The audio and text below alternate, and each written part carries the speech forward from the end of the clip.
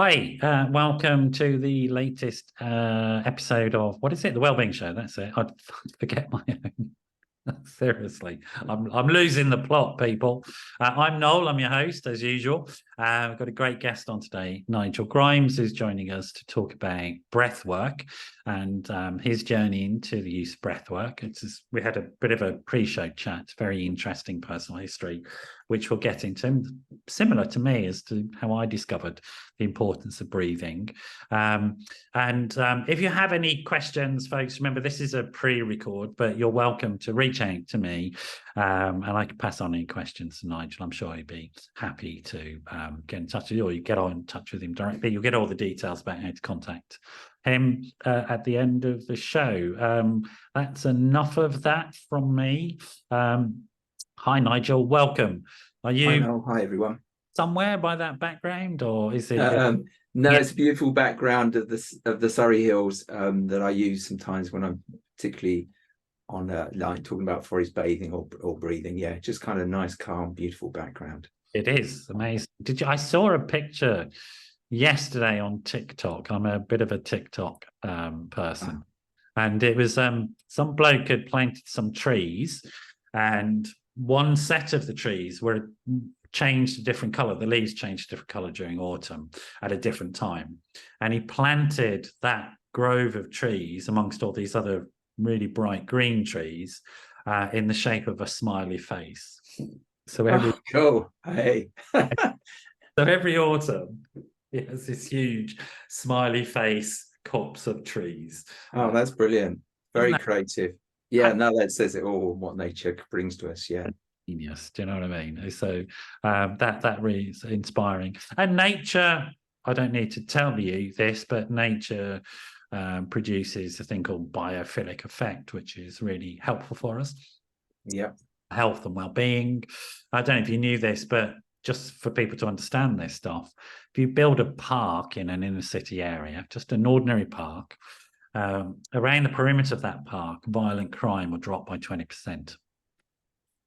Yeah, no, I've seen those figures. I live just on the edge of Surrey, southwest London. It's the most wooded county in the UK, and it's it's amazing, those figures. Yeah, because I do forest bathing. I'm trained with the Institute of Forest Bathing. I've got all the science, Japanese universities, the UK universities, and the green social prescribing work I'm doing with the Institute of Forest Bathing, taking out charities and people with anxiety and stuff. I took a group of neurodiversity young adults recently out, and it's amazing impact that nature has on people. Forest bathing is, as I understand it, and you'll correct me, forest bathing is when you take people out for an immersive experience in a forest, as opposed to you're not necessarily going into and washing yourself or anything like that, which it might, but it's about bathing. No. You're literally bathing in the chemicals that come down from the trees, the phytoncides, PHYTONCIDS, that actually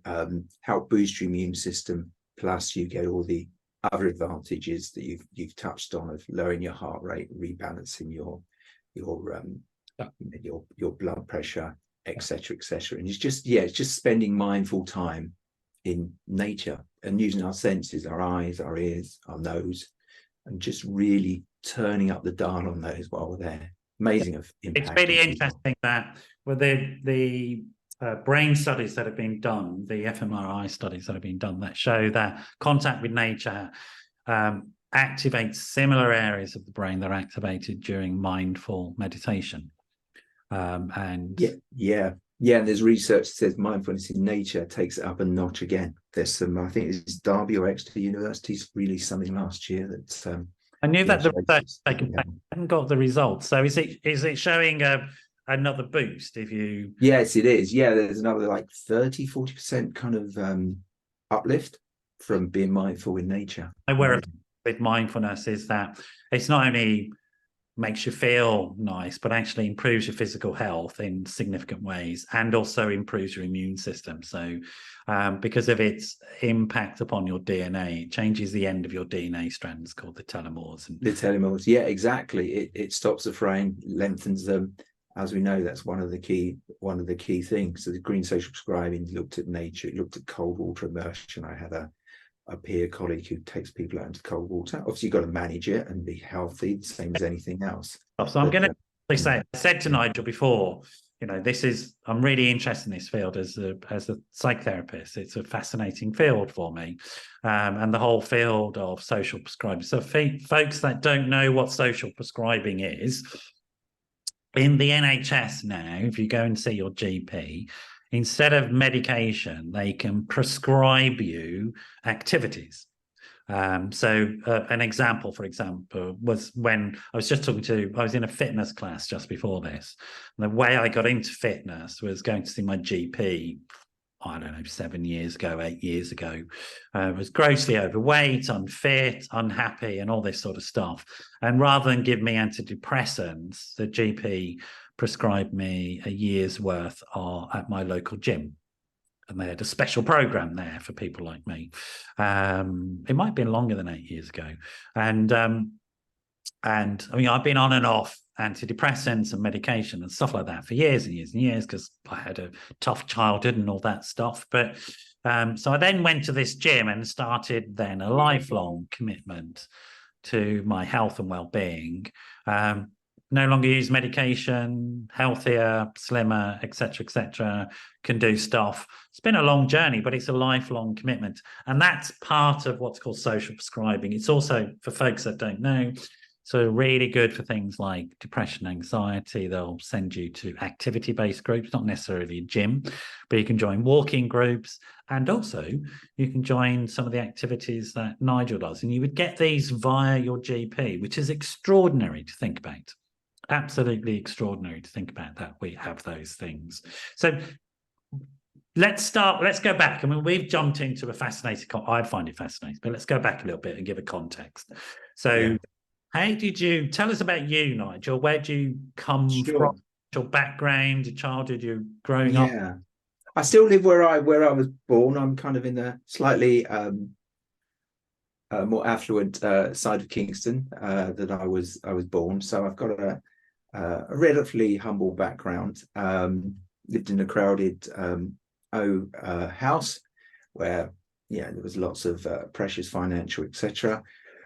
Lived with an uncle who had some mental health problems and learning difficulties, and was tricky. My mum and dad had nervous problems. My dad had mental health problems, 8 or 9, went away for a few months. So seen a lot of stuff. I was lucky though, during all this, what was going on and disruption, I've always felt loved and always loved people, which I'm so blessed for. But yeah, living in Kingston, I was lucky. I've got parks and things around me. Yeah, I did okay at school. I left school at 16 with O levels.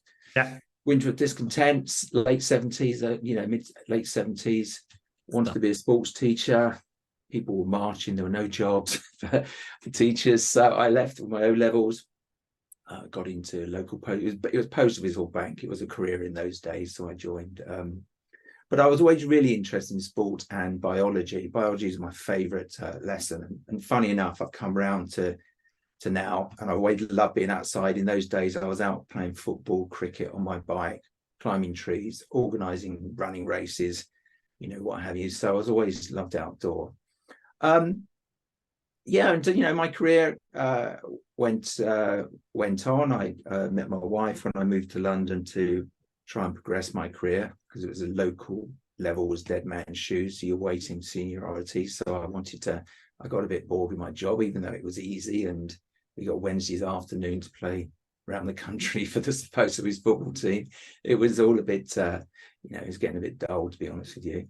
It's in banking, you said? Post Office. Post Office. I used to serve customers in the Post Office and then move into some of the central areas. And I got into marketing, actually. So I've been a marketer for virtually 40 years. So that's my background. So I've worked with creative people, data analysts, so a whole range of people, marketing, advertising agencies, and worked with some big brands like BT and Centrica and BA and stuff. So I had a good career.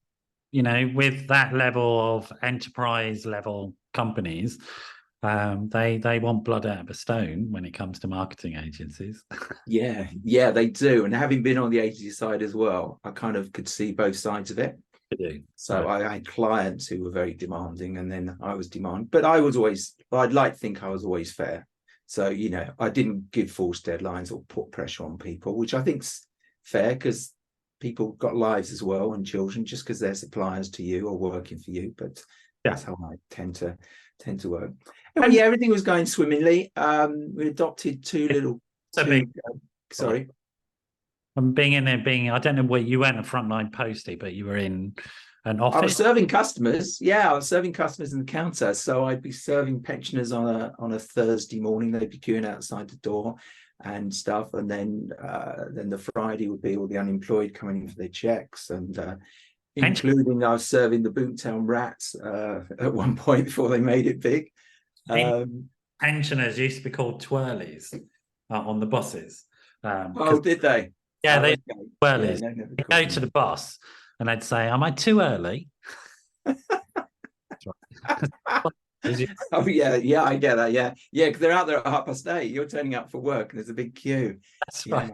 Yeah, they got their habits, but that's their social. They stood in the queue and they chatted with everybody. So yeah, which is one of the things that's obviously missing for a lot of people with the world going digital and online and banking and stuff, as we know. So yeah, I mean, I'm really aware, like when I meet an older person, I'm a bit older now myself, I'm going to be there myself soon, but like stopping and chatting, because it is really quite sad for older people in our society, the loneliness and the lack of social contact, and that, you know, desire just to talk with somebody if you're going to collect your pension, that actually is a social event for some people, because there's nothing if I get the bus into Kingston or Richmond or anything, you know, there's invariably an older person, and I'm too of a mature age now, but there's someone at the you know, just give them a smile or a little conversation about the weather or what have you, and it triggers off, and they're desperate for conversation. So it's fantastic. And you know, I love people, so I love talking to people and hearing about them. Yeah. And I was at this fitness class in my local yoga center just before this, and there's a lot of, if you can imagine, a lot of young people who turn up and do those things, and I am literally the old bloke that turns up, and I'm absolutely the classic cliche, I'll stop and talk to everybody. So it's like everywhere, they talk to reception, talk to people in the class, and they're all like, "What do I do about this bloke?" But actually, it's a very nice place. And See, well, I was like that corporately, you know, with the doorman, the cleaner, or the CEO. I kind of talked to them, and some of my bosses said to me a few times, "Why are you talking to them?" And I was like, "Well, you know, because they're part of our company, and why wouldn't I talk to them? They're interested and want to talk." So it's funny how people only talk to people if they can get something back or help them on the career ladder, which is sad, but you know. But I encountered that a few times. Yeah. So you were quite a sociable person, you're pro-social, even though you'd had what we would now call high ACEs, adverse childhood experiences, and quite a significant set of ACEs. But your response to that was to become quite pro-social rather than isolated. I've been lucky. I've got, you know, younger brother, 2 sisters, and I can be shy, but generally I like talking to people and getting to know people. Yeah, so definitely. I grew up in a crowded house as well. We're working class Irish immigrant, and I didn't have that's same as my dad's family were like that. I didn't have my own bedroom until I was in my teens. I had to share all my life with my brother and stuff like that, and which had its own issues, but you know. Me too. I didn't have my own bedroom till I moved down and got married, really, when I was 25. So we had an outdoor toilet for the first 12 years of my life, and but that's the way it was. We're happy. Everyone mucked in. There was a bit more a community. You know, doors were open in those days, even in kind of this part of southwest London, Surrey. So that's true. And me and my brother, the way we grew up, like in the summer outside of school, like first thing in the morning, we get a packet of sandwiches and a bottle of squash, and we were kicked out the door and not expected back until tea time, to be honest. It was great life. Really good. And even though there was some quite tough stuff going on, which I've had to deal with as an adult, and I have, there were still these counterbalancing forces that sort of these social stuff. We were part of groups and all that sort of stuff. And although the stuff that was happening in the family wasn't really talked about by the people, it was known. And so local families, their mums and dads were kind to us and helped us out and stuff like that. So yeah, no, we had the same thing. Neighbours and aunties and uncles would get us food and stuff and buy us food and invite us around when money was short and stuff. But yeah, and we worked long hours. I mean, my mum and dad had 2 or 3 jobs at any one time. At 7 and 8, I was cleaning offices after school. My brother and I. There was some really interesting. There was a bloke called Townsend did some research. This was 50s, not when the 50s they were doing slum clearances, and everybody thought this is a really good idea. We'll get rid of these slums, but they forgot. But it was a good idea, without a doubt. I don't remember it, but I was born in a tenement with a standpipe in the courtyard for water. Gosh, yeah, I wasn't that, but yeah, that's Angela Ash's type of yeah. I mean, environment, isn't it? Yeah. So, but the Townsend wrote books like Working Class Mums and Their Daughters, which was all about the social connections between people, right? Yeah. But even though they were grim physical, and they were grim, the estates, etc., were grim. Like I said, the standpipes and stuff like that, and they needed. But what was forgotten was these social connections with people, and these social connections in families and between families, and with the way people supported each other was real. It was researched. It wasn't made up, and it helped ameliorate some of the stresses and strains of hard life. And that was a fact. Then when these well-meaning slum clearances took place, people were moved out to these sort of modern estates and stuff like that, but they weren't living together anymore. And so this isolation and loneliness happened, and these estates became sink estates pretty quickly because of those connections. And it's really, I think it's an interesting period of our time to think about how now that the impact of that sort of stuff that we are sort of living with and having to relearn how to be healthy again, if you like, and those connections. So what's the next bit of your story because you're in this sort of corporate world, you're being... Married by now, kind of been married, 36 years now. Corporate world, adopted two daughters 22 years ago, and now young adults. They had a lot of neglect in their background, not feeding, not cuddled, nappies weren't changed for weeks, and horrendous sort of stuff. And they've got special learning difficulties, epilepsy, autism, spread across ADD, etc. But two wonderful children, and who are grown up now and really contributing in life, working in various jobs with children, with special needs children themselves, they understand it, or volunteering and making a real difference, talking to people and working. So but about 12 years ago, I was now working for a consultancy, a software company, but I was the marketing business consultant. And I just woke up in the middle of the night and I couldn't breathe. I was choking. I was gasping for breath. We're laughing, but it must be terrifying. Yeah, it was, because I've not spent a night in hospital. I think my mum, who's been dead 39 years, told me that I was in hospital once for one night when I was about 4. I had pneumonia at 6 weeks, but I've got no idea about that. And I woke up and I couldn't understand it, because I'm relatively fit. I'm still playing football. I'm still playing football now, with people 30, 40 years younger than me on a Monday night, and holding my own most of the time. And I was kind of laid back, Nige, despite my mum and dad's early deaths and mental health challenges. I thought, this is very, very strange. Didn't really get it. I've since been told it was a panic attack. I hadn't experienced people with panic attacks, because I don't do what I do now in their days.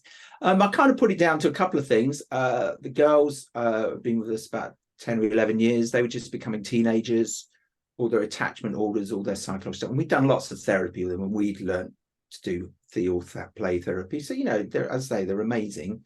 But my wife was just getting a bit much, and trying to find them in the right schools and what have you, with their challenges with people who don't know. My background is in social services, so I know exactly what you're saying.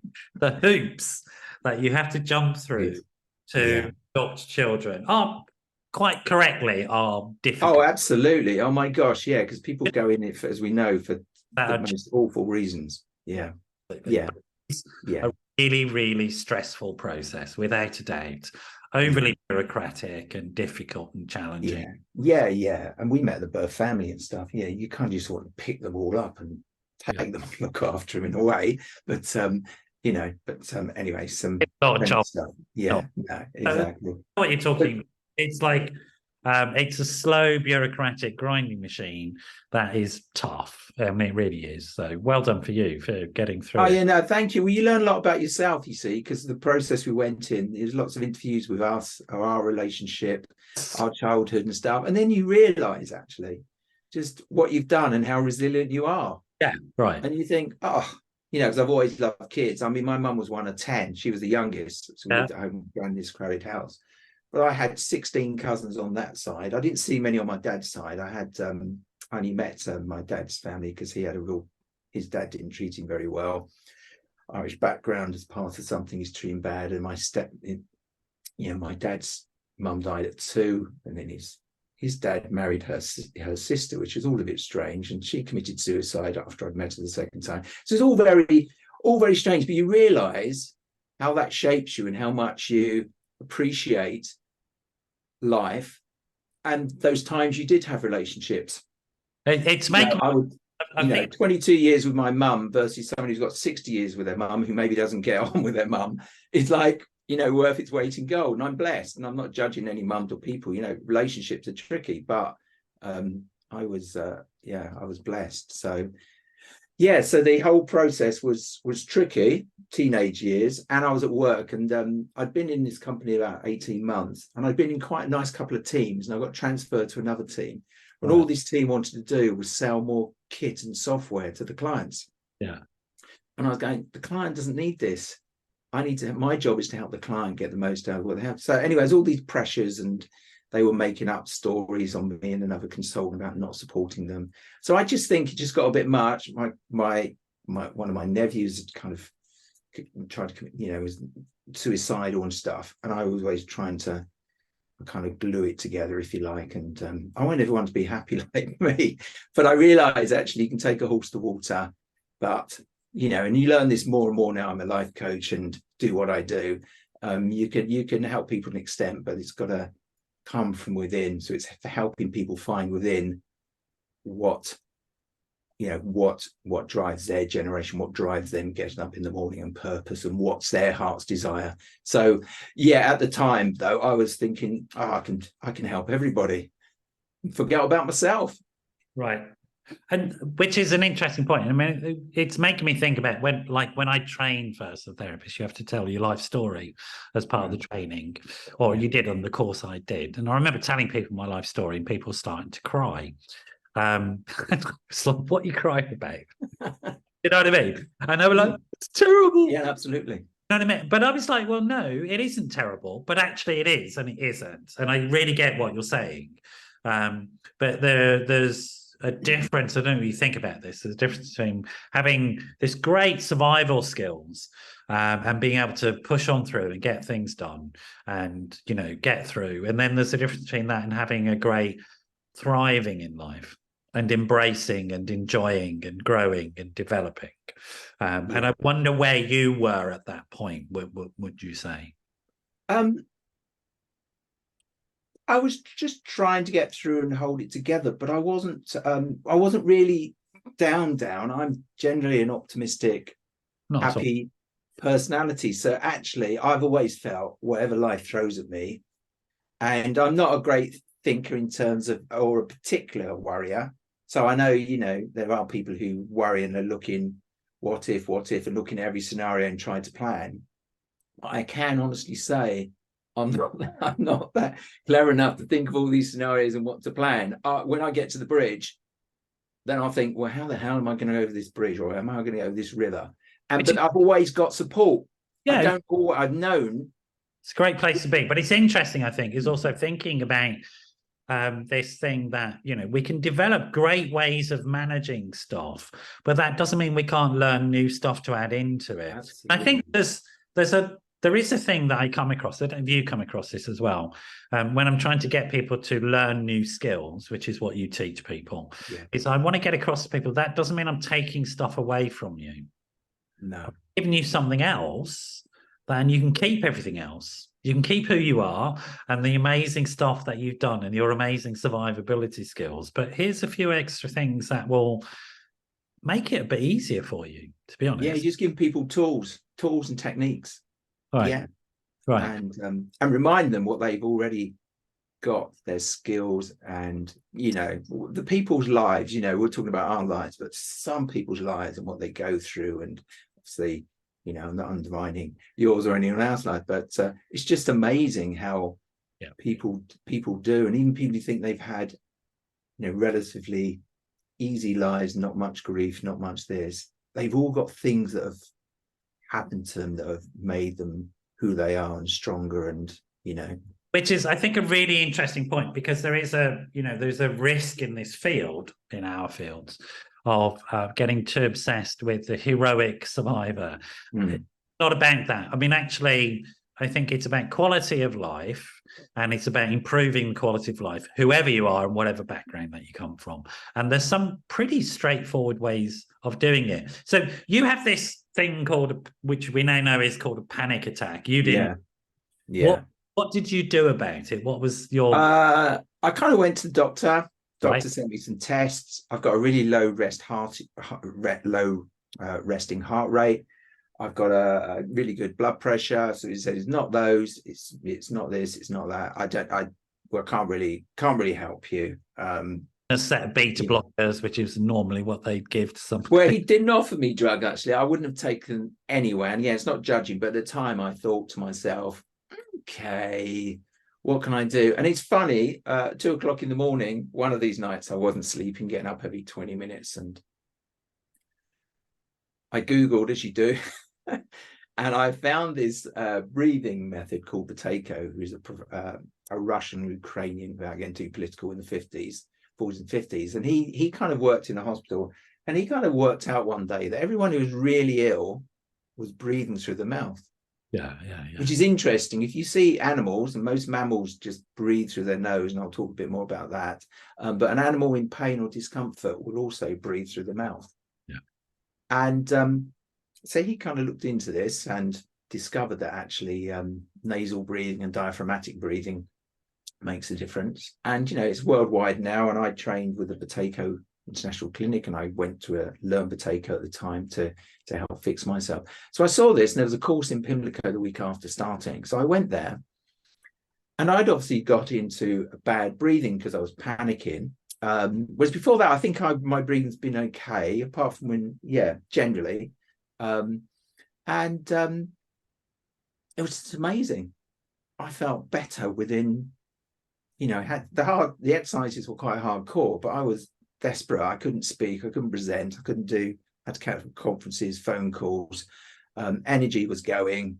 I was finding everything a little bit too much.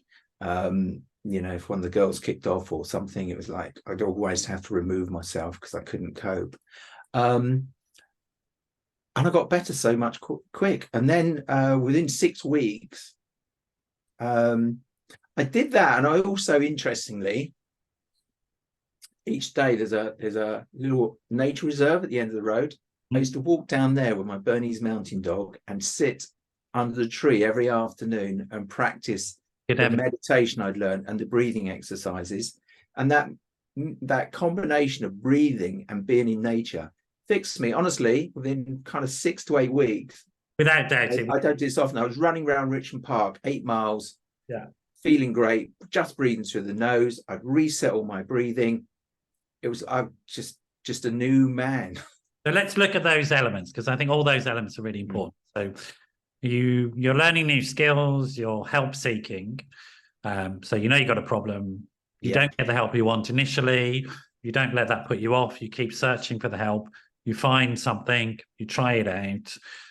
That does help. You start to learn about that. You research it further. You start to implement it in your life. Then you start to get into really healthy habits of exercise, being with an animal, being in nature, and applying the psychological, physiological learning, which are all really fantastic skills. Absolutely. That's it. Gold standard. This is I've never really thought of all those combinations before, but you're right. Absolutely. Yeah. Standard. That's what you do. That's what you teach people. This is the way you do it. That may not work for you. Doesn't matter. Go and try that and see if that will work for you. I call it the half-cooked spaghetti method. Just chuck it at the wall, see if it sticks. There you go. You know what I mean? That's it. Yeah. Because there isn't a set formula. There is try it out and give it a go. Have an open heart, have an open mind. The animal sort of bit is really important as well. And I think that we should understand the importance of animals in our life and what they do for us. Because again, there's tons of research about how stroking a furry animal, not necessarily a gecko, doesn't really make effect. Usually an animal with fur, a cat or a dog, will lower our heart rate, will make us feel more connected. We're nurturing, we're noticing something else rather than obsessing about our own problems and giving ourselves struggles around sort of egotistical thinking, etc., etc. So all of that stuff is absolutely crucial and central. The breathing is really interesting, and again, people sort of it's almost I think there's a weird, I don't know if you get this, there's almost like a weird resistance from people when you give them simple stuff to do and they think this is too simple, it can't possibly work. And I remember, like, I used to have panic attacks all the time. I knew there were panic attacks. I'd go to my local A&E here in Hackney in Hobbiton. They were great to me. And one of the things I did to manage my panic attacks was I'd go to the A&E. I'd say, I know I'm not having a heart attack, but it feels like I am. Will you help me? And they were lovely. They put me on a heart machine, put these pads all over me, leave me for 20 minutes, come back, show me the tape. Reassure you. And just go, there you are. But one day a nurse came in. She said, do you know what your problem is, Noel? I was just about to reel off this long War and Peace list of problems I've got. She said, your problem is you don't know how to breathe. And I'm like, what? And she taught me this really simple breathing technique, which is breathing in and out through your nose. Years later, I came to understand that that's part of mindful breathing. It's also part of the methodology you learned. And years after that, I've learned that it's connected to this thing called polyvagal theory. It has neurological impact. If you breathe through your nose, we've got two nervous systems. We've got the sympathetic and we've got the parasympathetic nervous system. The sympathetic nervous system makes us go, right, activity. Parasympathetic nervous system makes us go, oh, right, relax. And we need to be able to activate both of those. And nasal breathing brings us into that parasympathetic. Yeah, absolutely does. And to build on that, you really only activate the parasympathetic system on your exhale. Yeah. So the longer you're in an exhale, the more your heart rate's dropping, your body is digesting food, your blood pressure's going down, you're not sending as much adrenaline and cortisol and to your limbic system where your memories are, because the breath's connected to the autonomic nervous system you just spoke about, this parasympathetic system, but that's linked to your limbic system where your memories and emotions are, is linked to your endocrine system where your hormones, your estrogen, your testosterone are, and it just generally in your whole balance, pH balance, it just helps it. So the longer you're in and out breath, and the average breathing ideally is 5.5 to 6 breaths a minute. So 4 in, 6 out. Most people are 12 to 15, but a lot of people are 30 and 40 because they're up here and they're breathing to their mouth. So when you're like this, how long is your body actually in the parasympathetic system? The out breath. You live a whole life of stress, and that's why breathing is so important. And it's becoming more and more pronounced And there's that book by James Nestor, the Breath book, that was #1 bestseller. The guy who taught me, Patrick McCowan of the, they've got, there's evidence there that if you dig up a skull that's over 200 years old, you'll dig up the skull and the structure of the face and the airways and the nose and everything, they're all square and they're for good breathing. Since post-industrialization and the dropping, and again, no judgment here, but the dropping of breastfeeding, soft foods for kids, etc. People's faces, if you dig up skulls of the last 200 years, there'll be longer faces, they'll be rotten, their teeth will be misshapen. People have teeth removed so young these days because they're not developed, their airways, their physical structure. Well, as I say, these skulls 200 years, they had perfect teeth. They might only live to 45, but they didn't have bad teeth. And their structure and their face and their breathing, but they needed to breathe slow going back a long time, because if you're hunting animals and you're going running after animals or sneaking up animals, they'll hear you. Whereas, I've been in Bushy Park here years gone past, and the Kenyan and the East African runners are running past me. I don't know they're there until they've gone past me. Exactly. Because of how they were breathing. They're on their tiptoes and they're breathing through the nose. Now, unfortunately, Western diets are getting into, and habits and stuff. But it's fascinating how breathing's got to. And there was an article a couple of weeks ago I read, and it was a horrible article called "Are Our Children Ugly These Days?" And it's because so many, I know, what a title, huh? But they were talking about the dental structure and the faces of people. And, restricted airways, crooked teeth, chin set back, because it is a modern day phenomenon. If you look at most people, because of where I, operate in the adoption and special needs arena, a lot of those people, because of their anxiety or what have you, neglect early age, have very poor teeth and facial structures, and hence it's harder for them to breathe. Well, and it's really interesting thinking about this mood connection. You talk about the limbic system, just so that people understand that the brain, I suppose there are three main bits you can think of. That there's the back brain, basal ganglia, which controls breathing, as you said. It also controls like heartbeat and stuff like that. Not much activity because it's autonomic. It's the bit when when you put your knee over one and you bounce it thing off the knee, it goes like reflexes. It's all there. And then you've got the midbrain, or the limbic brain, as you talk about, which was our early social brain, essentially, long time ago. And then on top of that is what people think of as the brain, which is the foldy grey matter. And actually, the foldy grey matter happened because we stood up on the plains of Africa and our head started baking. So it grew to protect this midbrain and the basal ganglia from the sun, literally. So which is, and when people say about there's, we only use 10% of our brain, that's not true. It's just that foldy grey matter there's a lot of it isn't used, but most of our brain is used.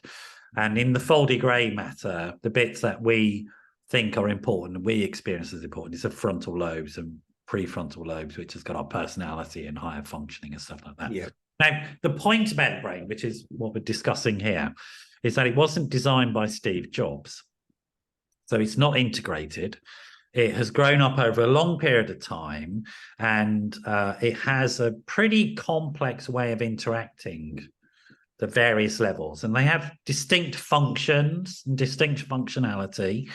And the foldy grey matter is swapped into two lobes. I mean, the brain is in two lobes, but the two lobes in the frontal grey matter and the foldy grey matter process information in slightly different ways. They're the same task, but they process them differently.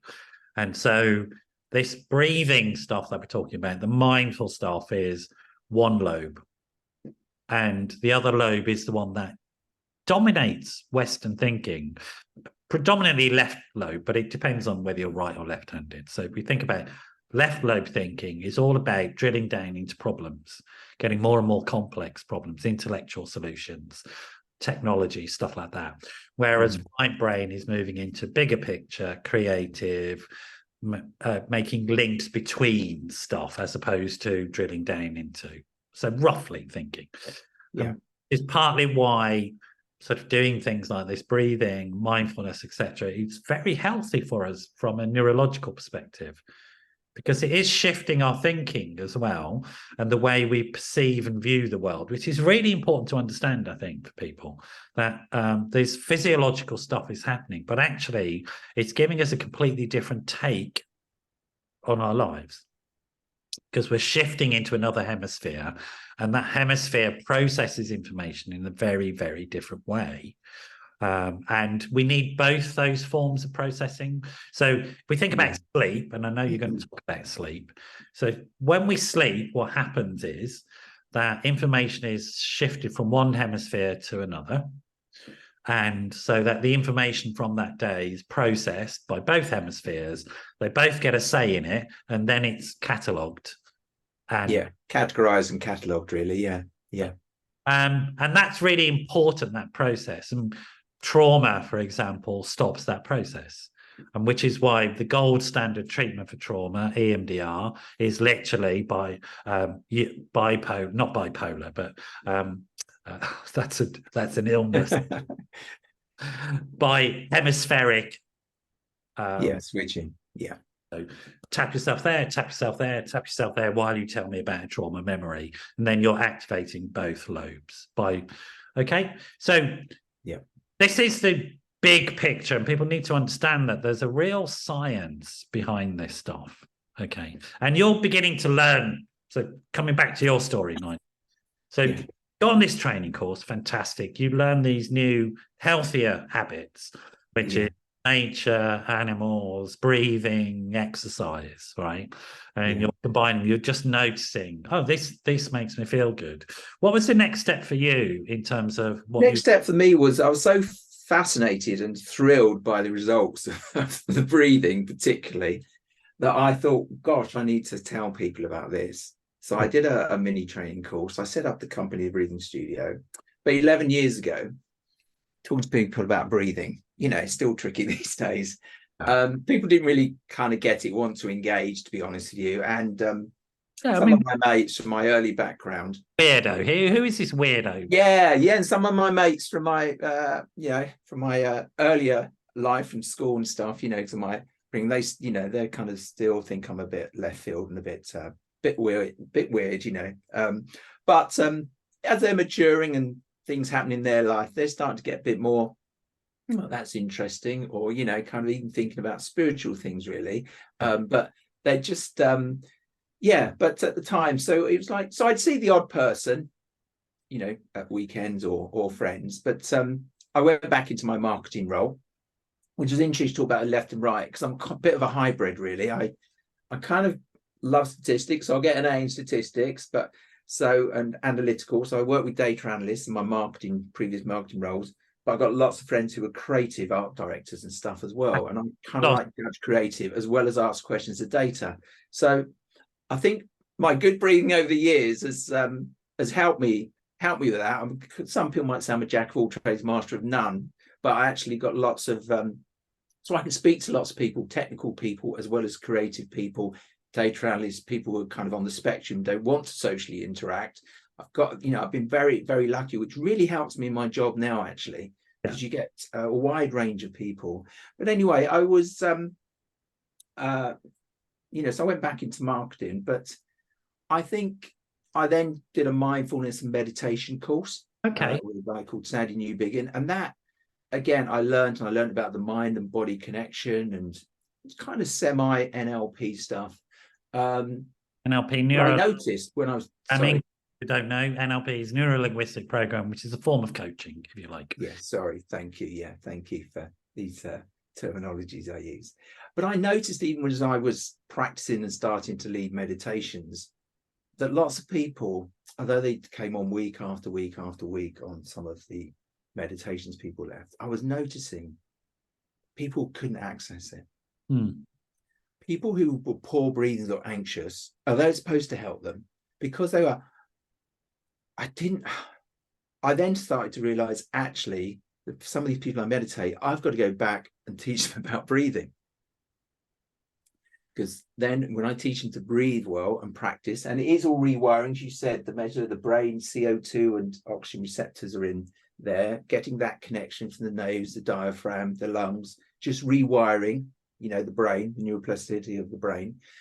I had to do some of that.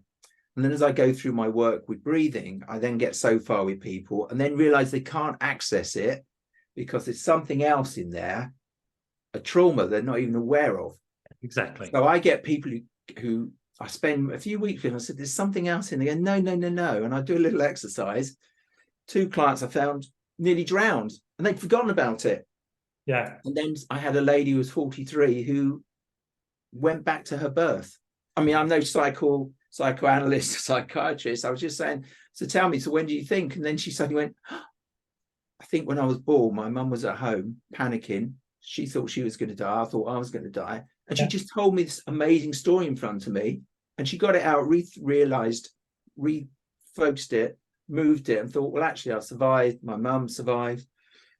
Always felt love, got this great relationship. And it shifted her. And I didn't do anything apart from ask her this question. Are you sure there's nothing? And she was able to go back in.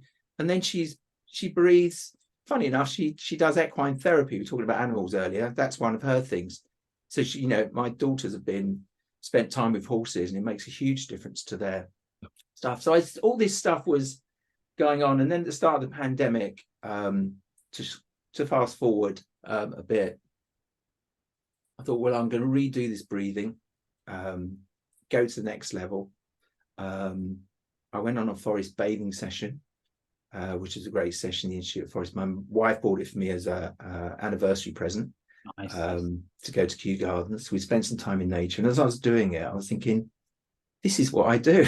This is what I did with my girls when they were younger. We'd go into the woods, we would stop, close our eyes, listen, smell, and that with my mindfulness and meditation things I qualified for, and breathing and getting people to able to calm down, to allow them to access the connection with nature. It was like forest bathing is perfect. So if I can do, I've added coaching, nearly completed my life coaching. I'm 95% of the way through, and the neuro-linguistic programming, I've actually got qualified in that now, and just bring that all together. So if it's an opportunity to take some of that into nature and do life coaching or breathing, all the better. But a lot of my stuff's online, but it's just all perfectly fits. And I've got friends and peers now who are nutritionists, yoga teachers, sound bathers, Pilates teachers. So yes, it's kind of all come together. And I'd say in the last couple of years it's growing. I'm early stages, but it's just all coming together. But the combination, and so much of stuff is free. Obviously you pay to get, but it's only a few sessions to retrain as long as you do the homework to get breathing. But I'm talking to schools because kids these days, like 40% of people kids who struggle to sleep. There's some research in India 3 or 4 years ago. 40% of kids who have sleep disorder will get diagnosed with ADD or learning difficulties, or will be called a bad behaved kid. Yeah. Because they can't concentrate the focus. And then so trying and help them to breathe better, to sleep, and what have you. And I've mentioned some things like food and breastfeeding have an impact. It's an issue. But if you've got a mother who's leaning over you, if you have a smiley mum, we're going to grow up smiling generally. Generalizing here. But if you've got parents or carers who you mirror that, and you get into bad habits of breathing at a very early age. So we need to address it, so then they're sorted for life. And mirroring, there are these things called mirror neurons. So when I move my hand like that, in your brain, there are these mirror neurons that copy it. And literally our brain is wired by these interactions. So people understand. Look, Nigel, I knew you wouldn't know this, but we're almost at the end of the show. It's almost been an hour, right? Sorry, yeah. No, it's fine. I always say this to people, like before the show, it's an hour, and they go, "Oh my God!" And I'll say it'll fly by, and you won't notice, and it has flown by. I mean, it's a really fascinating area. I mean, I love it. I'm really connected to it. Personally, it's helped me, and professionally, sort of really into it. And it's all very evidence-based research. I was talking to a psychiatrist the other day who was on my show in the US, and we were talking about what's called lifestyle medicine. Mm-hmm. And we were both laughing off air about, well, this is what our grandmas knew, and now we're having to call it a science. Because the 4 pillars of lifestyle medicine, I'm sure you've heard of it, are nutrition, stress management, sleep, and exercise. Right. And we have to then give the evidence for it, which is ridiculous. But we know that these things work. Yeah. We know that being part of nature works. We know that breathing correctly works.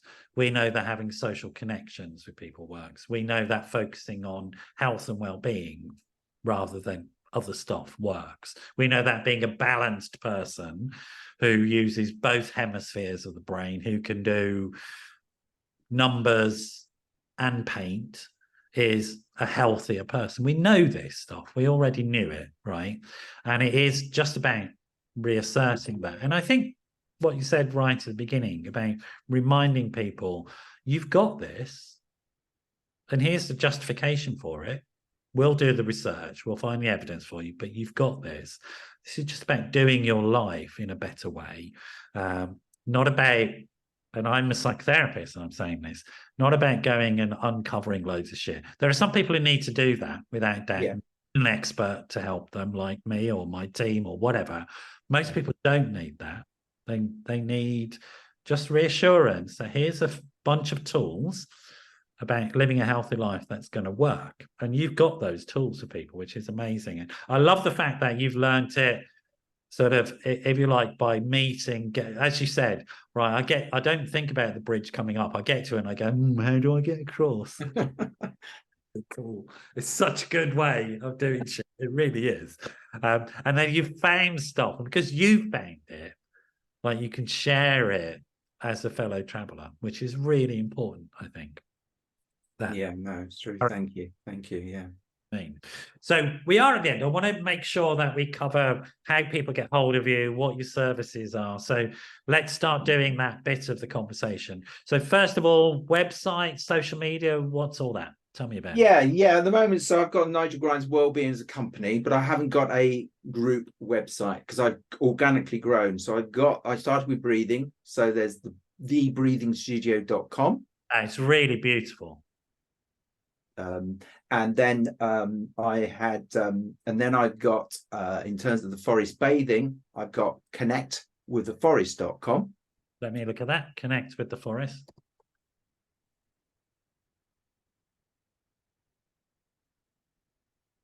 They're my two main sites. I do have a site, dealing with anxiety.co.uk, which talks about some of the techniques and breathing to help and understand what anxiety is. But I'm going to bring those together, although I will always keep the breathingstudio.com and the connectwithforest.com, because people come in for those specific things, help with their breathing or with their sleep or with their stress, or they want to connect with nature. And are you on social media as well? Can people? Yes, I am. I have a Twitter, or X as it's called now. Sorry. Nigel Grimes 08. After that, I'm not bothering. I'm telling you, if he starts charging me, he can get lost. Yeah, exactly. Nigel Grimes 08. And my Instagram is thebreathingstudio_Nigel. Okay. And Nigel connectwiththeforest.com. So when James, my techie, will make sure he puts the links on so that people have it. Okay, yeah, and if people want to email, it's just Nigel. The best one is Nigel@NigelGrimesWellbeing.com. Right, Nigel@NigelGrimesWellbeing.com. Yeah, great. Yeah, and whether you're an individual, because a lot of breathings tend to be one-to-one or small groups. So I've helped teachers with COVID. I've helped individuals with a lot of people don't sleep very well. Or you're a corporate company, you want some help in wellness. Like, for example, I've got a how breathing helps menopause webinar coming up recently, but I'm working with menopause. It's coming up soon. So where you're a company, a charity, looking for something away day, forest bathing away days are amazing because they're non-competitive. So you go out and you're all equal. Yeah. So you haven't got the CEO who needs to win. Clearly glorious, to be honest. Like, I'm totally jealous. All right, brilliant. So people can hold you that way. You've got a range of services for individuals and companies and groups, NHS provider if necessary. Yeah, I'm linked to my own NHS links, as well as through the Forest Bathing Institute, Green Social Prescribing. Yes, I've got all sorts of links going on. I've maybe some local health clubs trying to improve their performance, because actually performance, I was talking Erland Haaland, Iga Swiatek, they breathe, they take their mouths at night and train with their mouths shut now. Yeah. So I work with young kids in their pre-season football training as well now, 17-year-olds. So it's a really diverse range. It's fun because you meet such a range of people. And it's based on life experience, which is fantastic, and how you've transformed your life from not being able to breathe to, wow, isn't that amazing? Just the being able to breathe is such a pleasure. Nigel, it's been such inspiration, real pleasure for me to have you on. We got to finish there, unfortunately. You just say there, folks, get hold of Nigel, get hold of his work. Even if you don't do that, you can start today breathing in and out through your nose, regulate it into 4, 8, 6. That's going to save your life. It really is. Yeah. All right. Take care. See you all again soon. Thank you, everybody.